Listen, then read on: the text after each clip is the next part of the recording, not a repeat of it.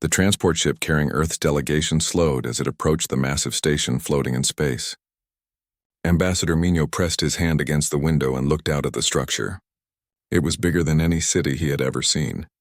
The Galactic Council Station was home to representatives from 847 different alien species.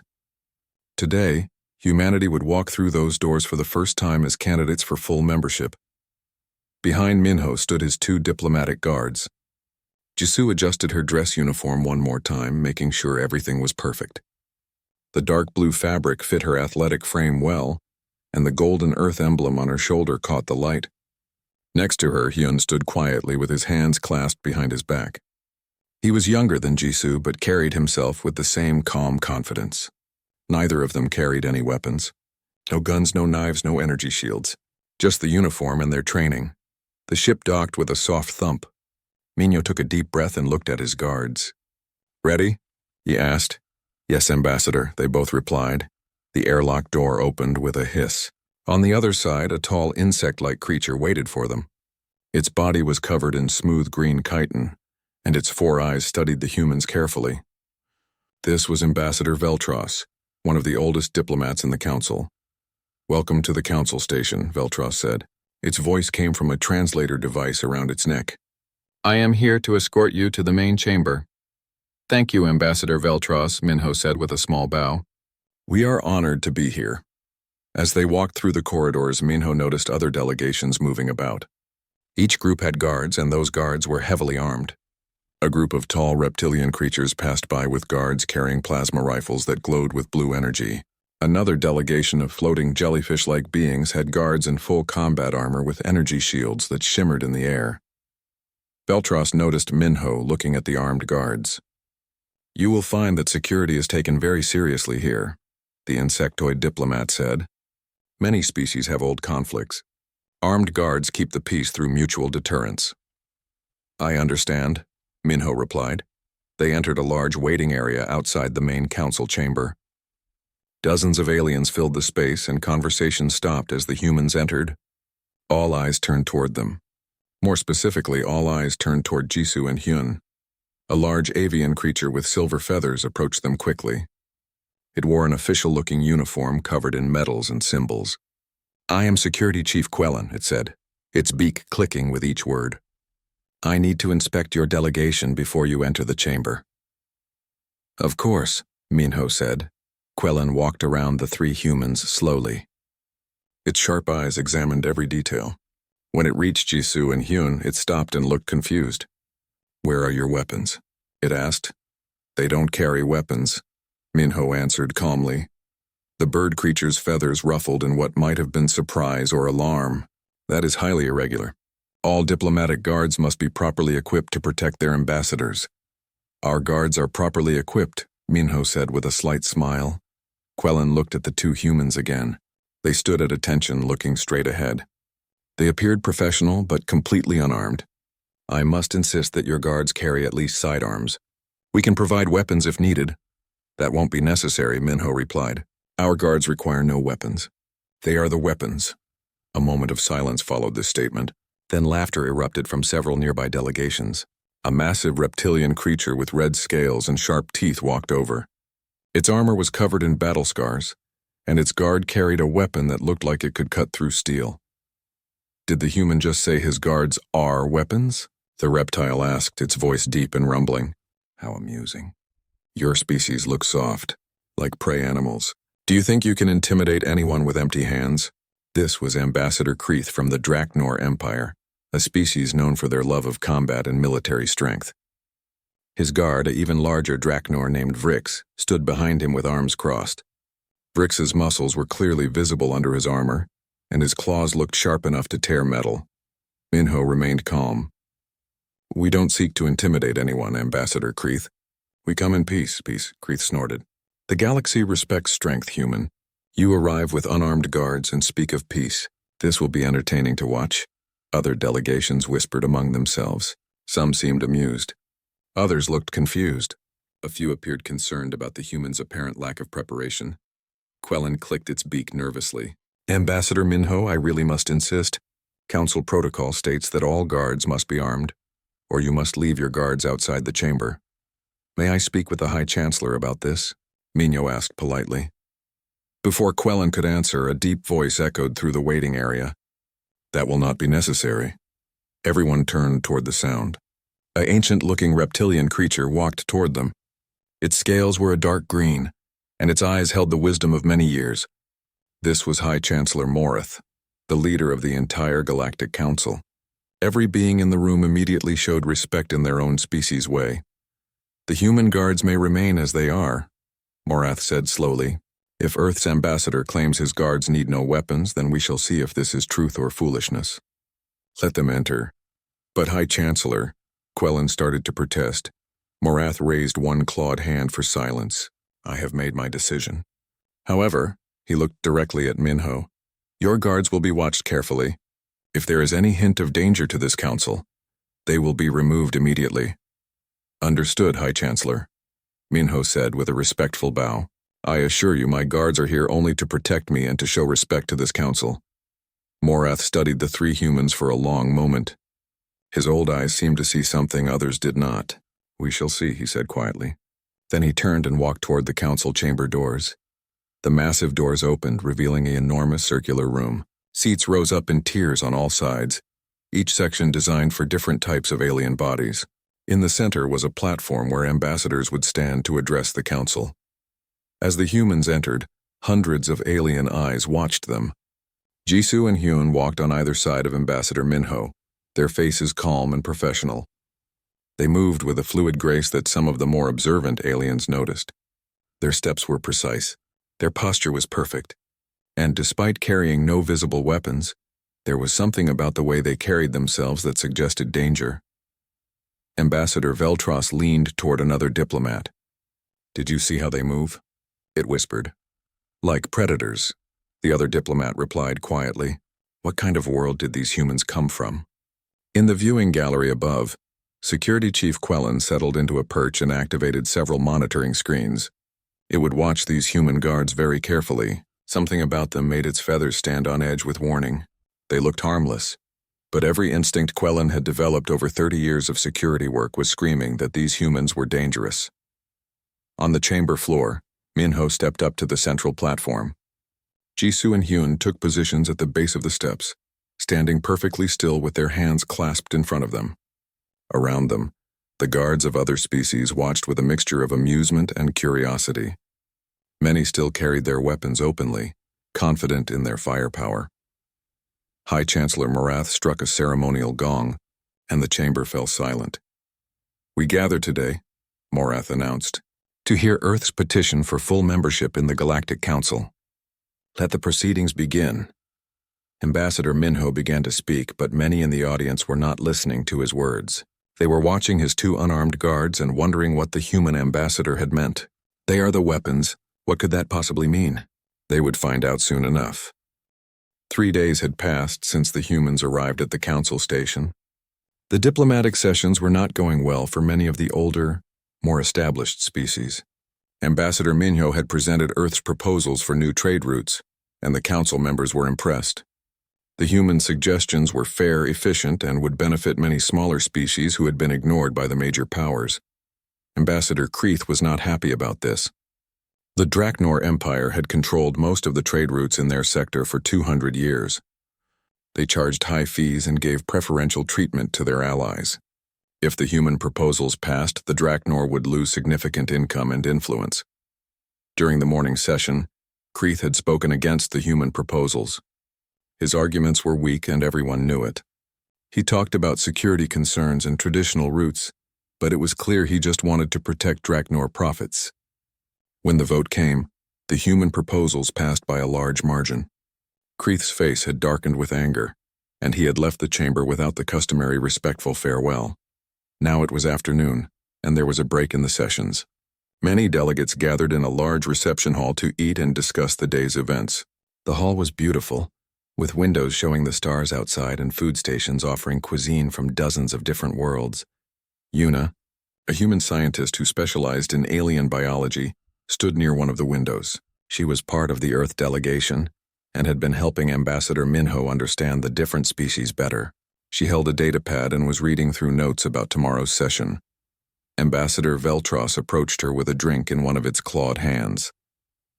"Your ambassador did well today," the insectoid diplomat said. "Those trade routes will help many species." "Thank you," Yuna said with a smile. "We believe trade should benefit everyone, not just the powerful." "A noble sentiment," Veltros replied. "Though I fear you have made an enemy of the Draknor. They do not forget insults to their pride." As if summoned by the mention of his name, Ambassador Kreeth entered the reception hall. His guard Vrix walked beside him. Both of them looked angry. Other delegates noticed them and quietly moved away, not wanting to be near the Draknor while they were in such a mood. Kreeth's eyes scanned the room and stopped on Yuna. He said something to Vrix in their own language, and the massive guard nodded. They began walking across the hall directly toward the human scientist. Yuna didn't notice them approaching.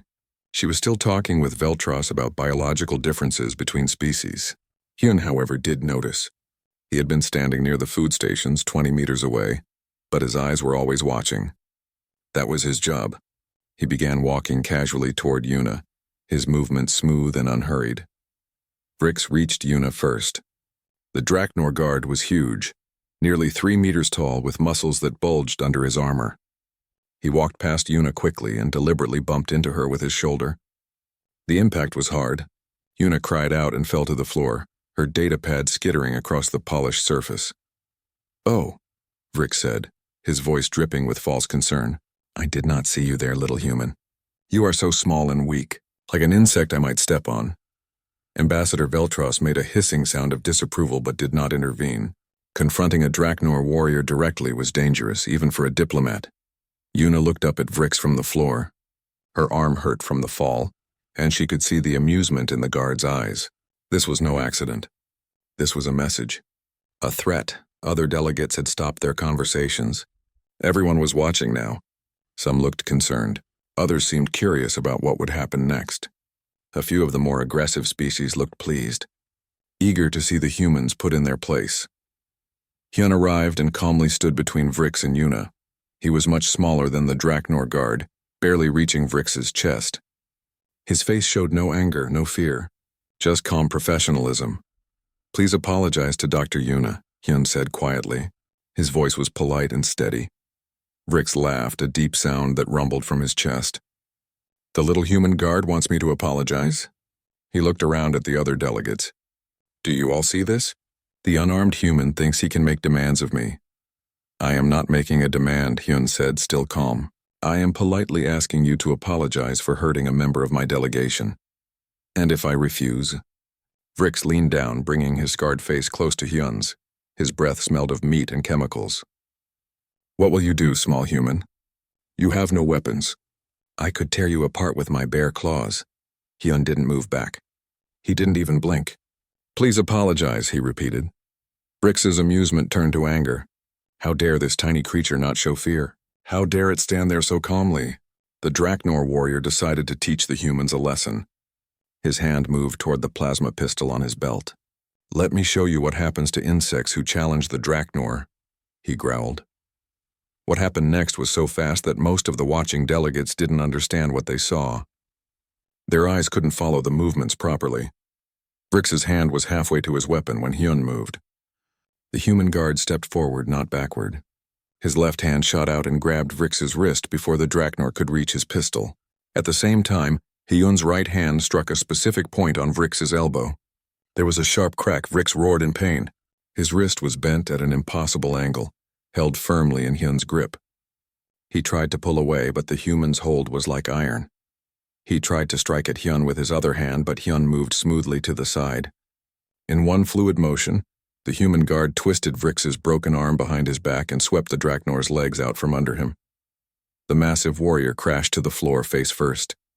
Before he could recover, Hyun had his knee on Vrix's back and was controlling both of the Draknor's arms. One was broken, bent at the wrist in a way that made several delegates look away. The other was pinned firmly against Vrix's spine. The huge warrior struggled, but every movement made the pain worse. Through it all, Hyun's face remained calm. He wasn't breathing hard. He wasn't angry.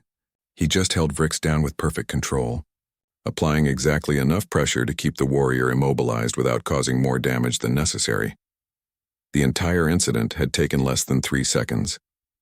The reception hall was completely silent. Every alien present stared in shock. Even Ambassador Kreeth stood frozen, unable to process what he had just witnessed. His champion, his greatest warrior, was lying on the floor defeated by an unarmed human half his size. Alarms began wailing. Security Chief Quellen burst through the doors with a team of armed guards behind him. They rushed into the hall with weapons raised, ready to deal with a serious threat. They stopped when they saw the scene. Frix, one of the most feared warriors in known space, was pinned to the floor. Hyun knelt calmly on his back, holding him completely still. The human guard looked up at the security team and nodded politely. "Security Chief Quellen," Hyun said in that same quiet, professional voice. "This individual assaulted Dr. Yuna and then reached for his weapon. I have restrained him to prevent further violence. He will need medical attention for his wrist. I believe it is broken." Quellen stared at the scene. His security training had prepared him for many situations, but not for this. The monitoring systems had sent an alert when Vrix drew his weapon, but by the time Quellen arrived, it was already over. He looked at the surveillance camera in the corner of the room and made a mental note to review the footage immediately. "Release him," Quellen ordered carefully. "My team will take him into custody." Hyun immediately let go of Vrix and stood up. He took several steps back, his hands visible and empty. 4 security guards moved in and helped the groaning Draknor to his feet. Vrix's face was twisted with pain and humiliation. His wrist hung at an odd angle, clearly broken. Ambassador Minho rushed into the hall with Jisoo right behind him. He quickly assessed the situation and went to help Yuna stand up. "Are you all right?" he asked with concern. "I'm okay," Yuna said, though her voice shook slightly. "Just bruised." Hyun stopped him before it got worse. Minho looked at his guard. Hyun stood at attention, his uniform still perfect, not a hair out of place. It was as if nothing had happened at all. High Chancellor Morath entered the reception hall slowly. The ancient reptilian leader looked at Vrix being led away by security, then at Hyun standing calmly, then at all the shocked delegates around the room. "It appears," Morath said quietly, "that the human ambassador spoke the truth. His guards need no weapons." He looked directly at Hyun. "Because they themselves are weapons." The whispers began then. In dozens of languages, delegates started talking urgently to each other. What kind of species were these humans? What kind of training did their guards have? How could someone so small defeat someone so large so easily? Security Chief Quellen approached Hyun carefully. "You will need to come with me to give a statement about what happened." "Of course," Hyun replied politely. "I am happy to cooperate fully." As they walked out of the reception hall, every eye followed them. The humans had arrived 3 days ago with a mystery. Now that mystery was becoming clear, and it frightened many of those watching. "Because we take our responsibilities seriously," Do-Yun replied. "When we decided to join the Galactic Council, we knew we would meet hundreds of different species.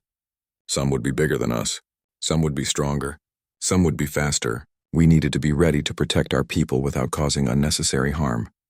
Investigator Fax spoke up in his slow voice. "You could have brought weapons. Guns, as you call them. That would have been simpler." "Weapons make things binary," Hyun said from his seat.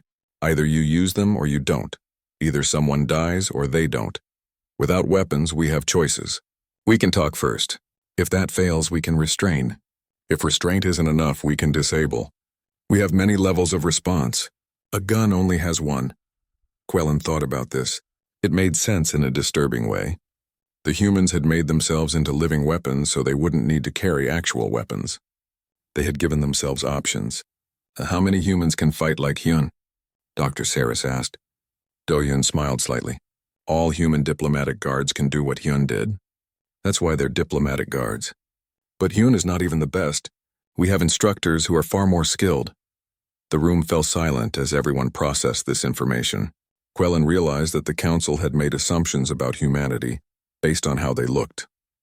The humans appeared small and soft compared to many species. They had arrived without weapons.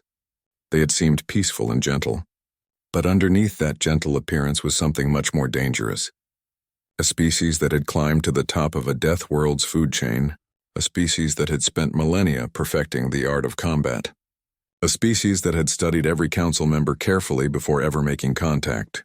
"Why did you come unarmed?" Quellen asked finally. If your guards are this capable, why not carry weapons as well?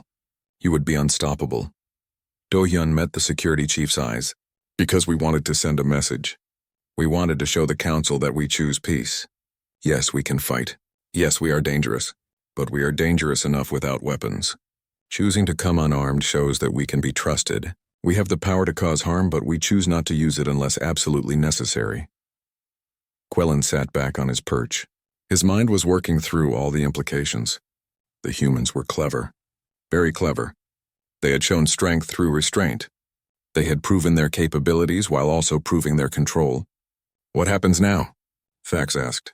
Now, Quellen said slowly, I need to report this to High Chancellor Morath. The Council needs to understand what humanity really is, and we need to decide if that makes them worthy of membership or too dangerous to allow in. Do-hyun's expression became serious. Security Chief, we came here hoping to find friends and allies. We hope the Council sees our strength not as a threat, but as something we can offer for everyone's protection. We want to be part of this community. We shall see, Quellen replied. We shall see. Security Chief Quellen sat in his office and watched the recording for the 7th time. His clawed finger pressed the control to slow down the playback even more. Even at quarter speed, the human's movements were almost too fast to follow clearly. On the screen, Vrix reached for his weapon. Then Hyun moved. The human guard's hand shot out like a striking snake. The grab, the strike to the elbow, the twist, the sweep of the legs, the takedown. All of it happened in 2.3 seconds. Quellen had checked the timestamp multiple times to be sure. The security chief's feathers ruffled with unease. In 30 years of protecting the council, he had seen many guards from many species. He had seen warriors who could lift vehicles, soldiers who could shoot with perfect accuracy from a kilometer away, and fighters whose natural armor could stop plasma bolts. But he had never seen anything quite like this. The door to his office chimed. Enter, Quellen called out. A tall, thin being made of what looked like blue crystal stepped inside. This was Dr. Saris, the council's chief medical officer. The crystalline doctor's species communicated through light pulses that traveled through their transparent bodies, but a translator device converted the pulses to speech. You asked to see me, Dr. Saris said, its voice coming from the small device on its chest. Yes, Quellen replied. You examined the Draknor warrior. What did you find? Dr. Saris's body pulsed with colors that indicated concern. The injuries are very precise. The human guard broke Vrix's wrist, but the break is clean. It will heal properly with treatment. More interesting is how he did it. The human struck exactly the right spot with exactly the right amount of force. Not too much, not too little. Perfect control. Explain what you mean by perfect control, Quellen said. The Draknor skeleton is very strong, Dr. Saris continued. Their bones are denser than most species. To break that wrist required significant force. But the human could have hit harder and shattered the bone into many pieces. Instead, he applied just enough force to disable the warrior without causing permanent damage. This shows detailed knowledge of Draknor anatomy. Quellen felt his stomach twist. Are you saying the human studied Draknor biology specifically to know how to fight them? Not just Draknor, Dr. Saris replied. The colors flowing through its crystalline body shifted to a darker blue. I did some research after examining Vrix. I accessed Earth's cultural database that they submitted with their council application. Security Chief, the humans have been studying us. All of us, every species in the council. What? Quellen stood up from his perch. For how long? From what I can tell, at least 50 of their years. Maybe longer. They have been observing our broadcasts, studying our biology, learning our languages. Before they ever applied for council membership, they knew everything about us. Quellen's mind raced. This changed everything. The humans had not arrived unprepared or naive. They had come with knowledge and planning. I need to speak with one of them directly. The human guard is still here giving his statement? Yes, Investigator Fax is questioning him now in interview room 3. Quellen left his office quickly and walked through the corridors to the interview rooms. Through a one-way window, he could see Hyun sitting calmly at a table. Across from him sat Investigator Fax, a squat being covered in gray scales with large eyes that could detect lies through micro-expressions. Quellen entered the room. Both Hyun and Fax looked up. Security Chief, Fax said in his slow, careful voice. The human guard has been very cooperative. He has answered all my questions honestly. I detect no deception. Thank you, Investigator, Quellen said. He looked at Hyun. The young human sat with perfect posture, his hands folded on the table. He looked tired but alert. "I have some additional questions." "I'm happy to help," Hyun replied politely. Quellen activated a holographic display and showed the security footage of the incident. "Can you explain to me how you learned to do this?" Hyun watched the recording calmly. "I was trained," he said simply. "Trained by whom? For how long?" "I attended the Earth Diplomatic Guard Academy for 4 years. Before that, I studied various martial arts for 12 years, starting when I was 6 years old." Quellen's feathers stood up in surprise. "You trained to fight for 16 years? "Yes, Security Chief. That is standard for human diplomatic guards. Some train even longer." "What exactly did they teach you at this academy?" Hyun considered the question carefully. "We learned the anatomy of all 847 council species. We studied your cultures, your psychology, your fighting styles. We learned non-lethal restraint techniques for each species. We trained our bodies to be strong and fast. We learned to stay calm under pressure and to use only the minimum force necessary." "You learned the anatomy of all council species?" Quellen repeated. "Why?" "So we can protect our diplomats without killing anyone," Hyun explained. "If I didn't know exactly where and how hard to strike Vrix, I might have killed him by accident. The knowledge lets me control the situation safely." Before Quellen could ask another question, there was a knock on the door. A human male in a military uniform entered. He was older than Hyun, probably in his 40s, with short dark hair and a strong build. "Security Chief Quellen, I am Do-hyun, military attaché for the Earth delegation. I heard you were questioning my colleague. I thought I might be able to provide some context." "Please sit," Quellen said, gesturing to a chair. "I am trying to understand your species' capabilities.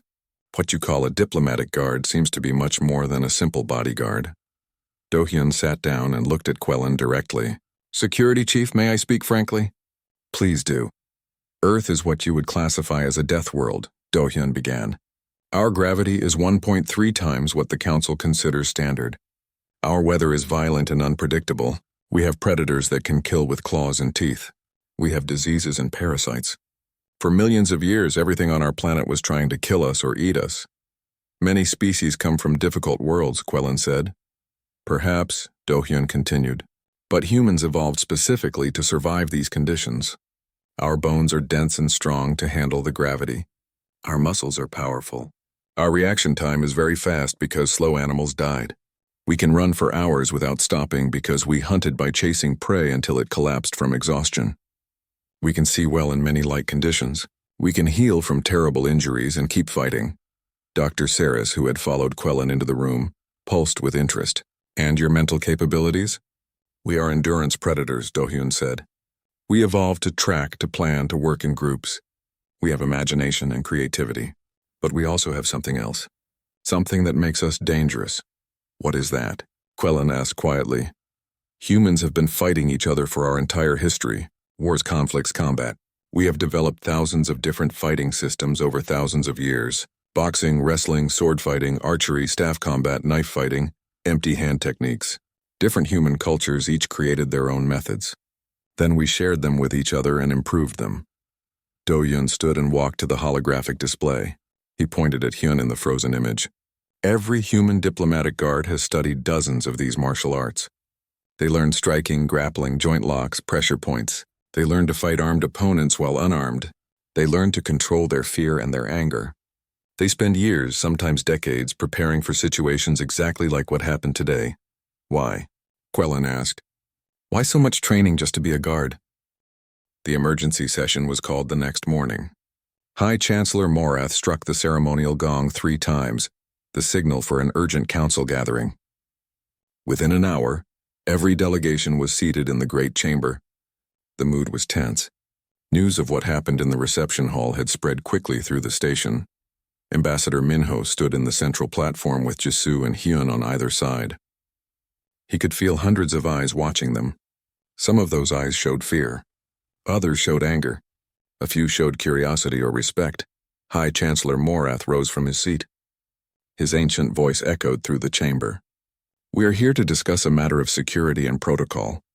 The human diplomatic guards have demonstrated capabilities that many find concerning. We must address this issue before proceeding with Earth's membership application." A large reptilian delegate stood up immediately. This was Ambassador Thrain, who represented the Council's Military Affairs Committee. His species was known for their warrior culture and strong military. High Chancellor, I speak for many here when I say we are troubled. The humans arrived with unarmed guards. We thought this showed weakness or ignorance. Now we know it was deception. Murmurs of agreement rippled through the chamber. We were not deceptive, Ambassador Minho said calmly. We told Security Chief Quellen exactly what our guards were. He asked where our weapons were, and I said our guards are the weapons. I spoke the truth. A truth that none of us understood, Thrain replied sharply. You let us believe you were harmless. Now we discover your guards are trained killers who study our anatomy and can defeat our warriors with their bare hands. How can we trust a species that hides their strength? Another delegate stood, a floating being surrounded by energy fields. I agree with Thrain. The humans should be required to arm their guards like everyone else. Or perhaps their guards should be restricted from carrying any weapons at all, including themselves. More voices joined in. The chamber filled with demands and accusations in dozens of languages. The translator system struggled to keep up with all the different species speaking at once. Morath struck the gong again for silence. Ambassador Minho, you have heard the concerns. How do you respond? Minho took a deep breath. We understand these concerns. But we cannot arm our guards. That would actually make them more dangerous, not less. Explain yourself, Thrain demanded.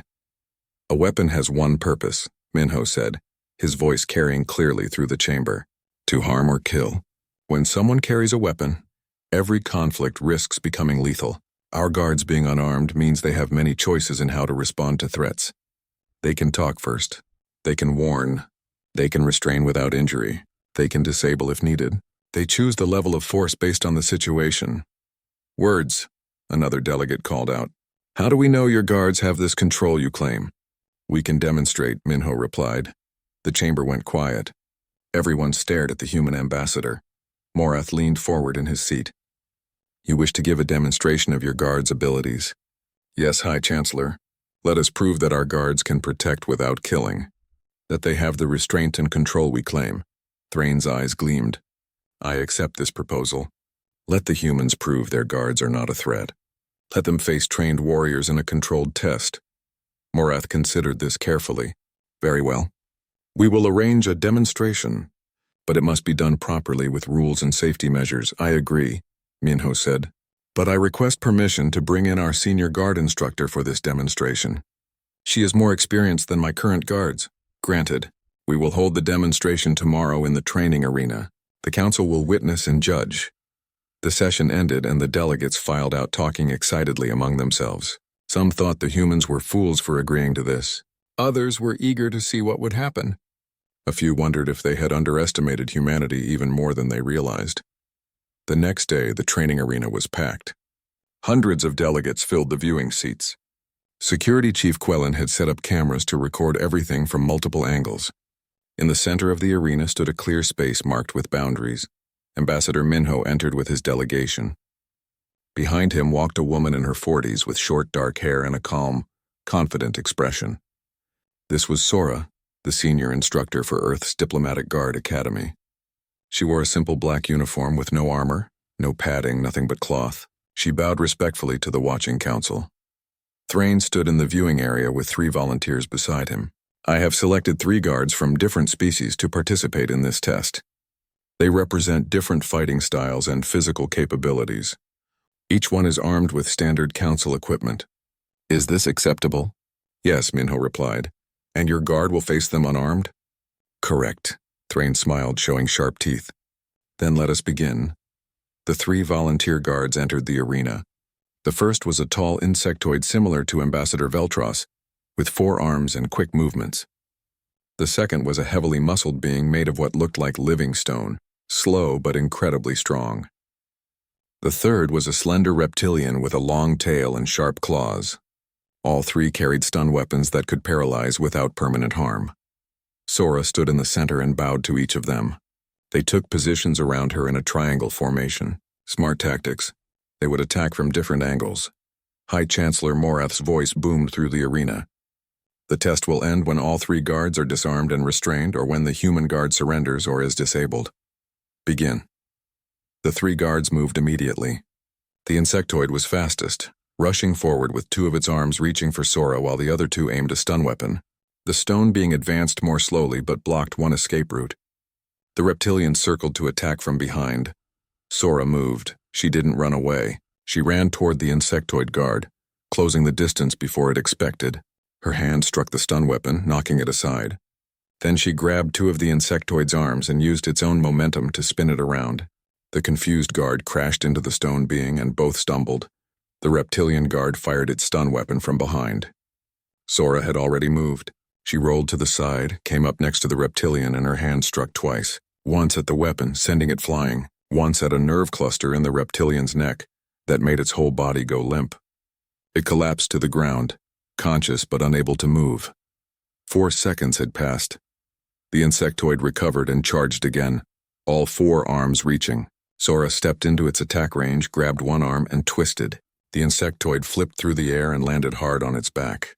Before it could recover, Sora had removed its remaining weapons and applied a joint lock that made it cry out in pain. She held it there, controlled but not seriously hurt. 7 seconds.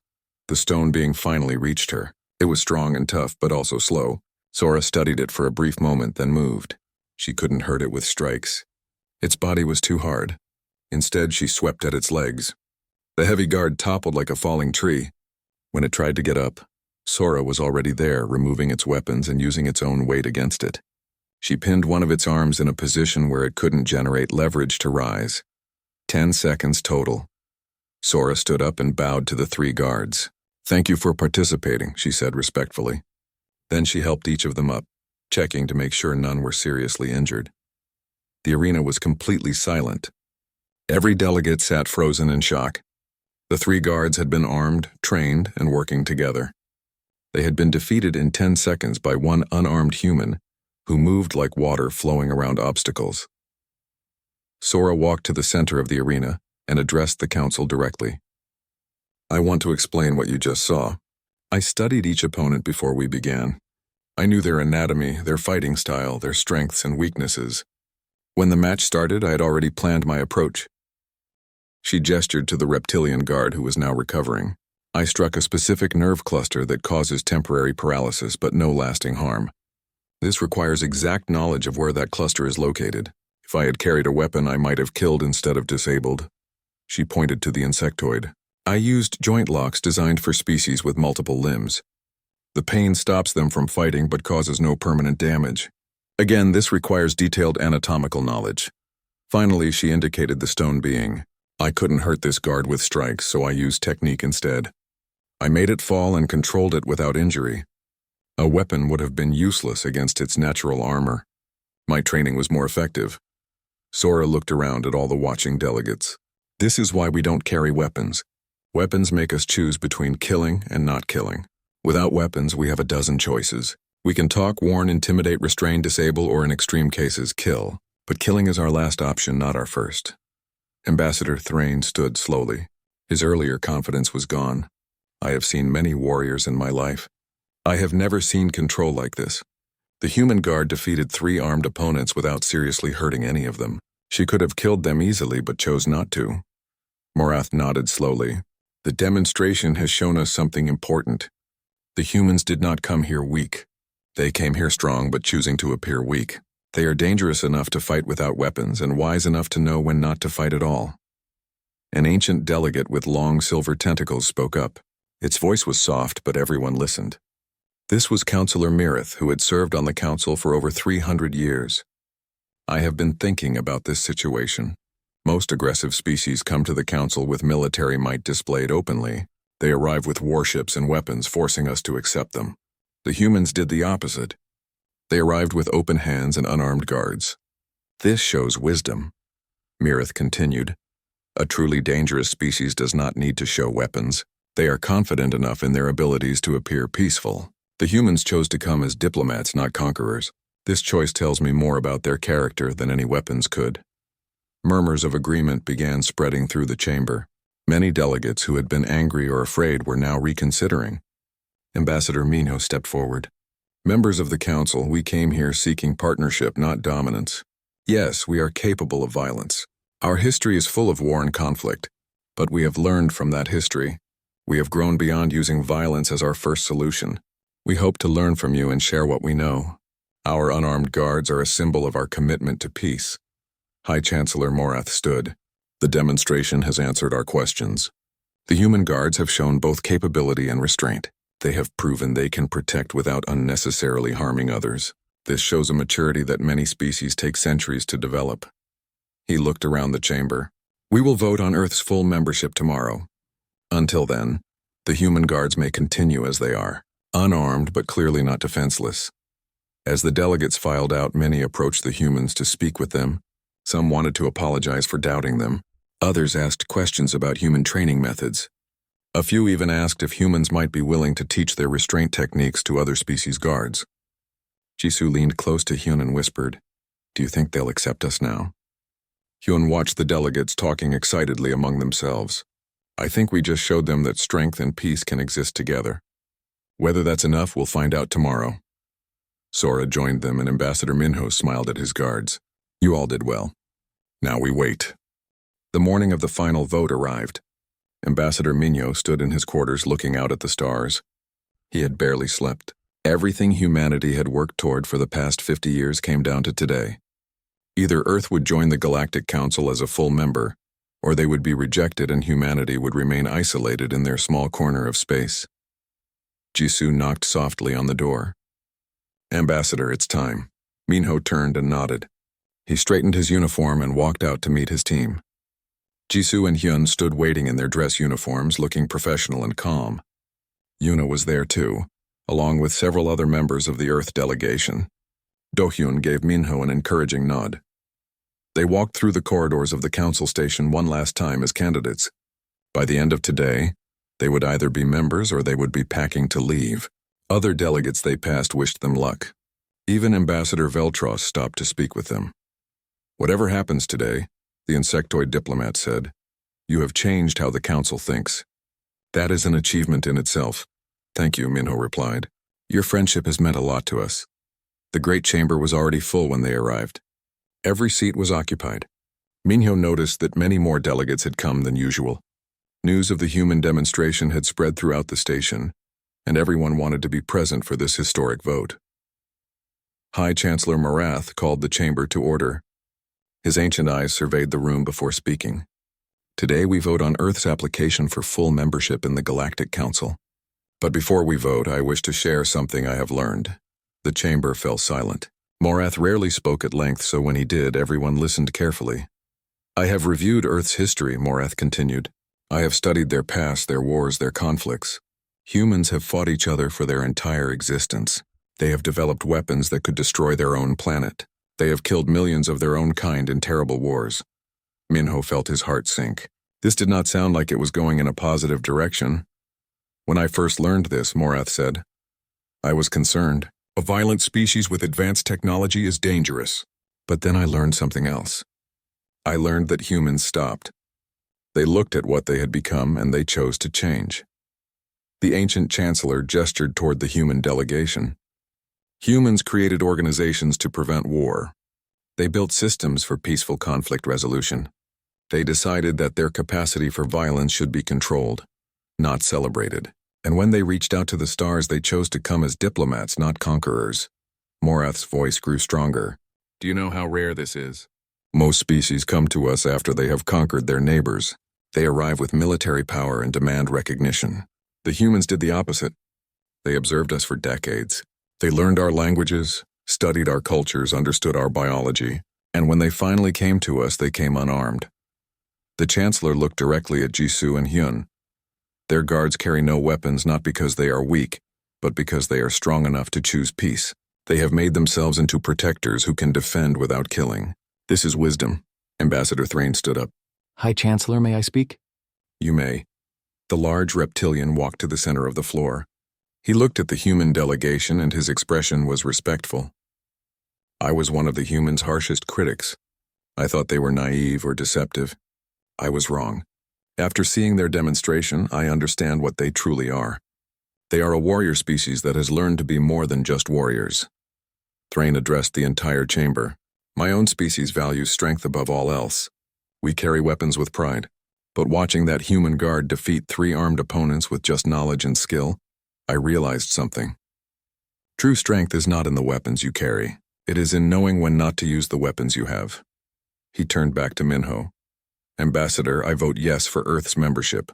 I believe humanity will make the Council stronger, not through military might, but through the example they set. Councillor Mirith rose next, its silver tentacles moving slowly. I have served on this council for 300 years. I have seen hundreds of species join. Some brought wisdom, some brought technology, some brought military power. The humans bring something we desperately need. They bring hope. The ancient being's voice was soft but clear. They show us that a species can change, that violence can give way to peace, that strength can be used for protection rather than domination. If humans can evolve beyond their violent nature, then perhaps there is hope for all of us. One by one, delegates stood to speak. Some shared concerns, but most spoke in favor of humanity's membership. They talked about the trade routes Earth had proposed that would help smaller species. They discussed the medical knowledge humans had offered to share. They mentioned the human willingness to teach their restraint techniques to other species' guards. Ambassador Kreeth, who had been so hostile before, stood reluctantly. I do not like admitting I was wrong, but the humans have shown they are not the weak prey species I thought they were. They are predators who have chosen to be guardians instead. This deserves respect. I vote yes. Finally, High Chancellor Morath called for the formal vote. All those in favor of granting Earth full membership in the Galactic Council? Lights appeared across the chamber as delegates activated their voting systems. Minho held his breath and watched the count rise on the central display. They needed a 2/3 majority to pass. The numbers climbed higher and higher. 70%, 80%, 85%. The final count appeared. 89% in favor. The chamber erupted in sounds from hundreds of different species. Cheers, chirps, roars, and musical tones all blended together in celebration. Earth had been accepted. Minho felt tears in his eyes. Jisoo and Hyun remained at attention, but he could see them smiling. Yuna was crying openly. Dohyun clasped Minho's shoulder with pride. Morath struck the gong for attention. Earth is hereby granted full membership in the Galactic Council. Welcome, Ambassador Minho. Welcome to humanity. But Morath continued. However, we must establish some special provisions. Human diplomatic guards will be permitted to remain unarmed, as this is clearly their preference and their strength. Additionally, Earth has agreed to establish a training program where other species may learn non-lethal restraint techniques. We encourage all members to consider participating in this program. Several delegates immediately indicated interest. Security Chief Quellen was one of them. The bird-like security chief approached Minho after the session ended. Ambassador, I would like to request that some of my security team receive training from your guards. What we saw in the demonstration would be valuable for station security. We would be honored to help, Minho replied. Training others is part of why we came here. Over the next few hours, dozens of delegates approached the human delegation. Some wanted to discuss trade. Others asked about technology exchange. Many wanted to meet Sora and ask about the training program. The humans were no longer outsiders looking in. They were members accepted and welcomed. That evening, the human delegation gathered in their quarters for a private celebration.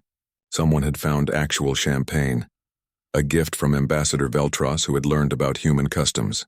They raised glasses in a toast. To Earth, Minho said, and to everyone who worked so hard to bring us here. After the others had gone to bed, Jisoo and Hyun stood together at the observation window, looking out at the stars. They were still in uniform, though the formal day was over. Do you think we did the right thing? Jisoo asked quietly. Coming here unarmed, I mean. It was risky. Hyun was quiet for a moment. We come from a violent past. Our ancestors fought wars over land, resources, beliefs. They hurt each other in terrible ways. But they also learned, they grew, they became better.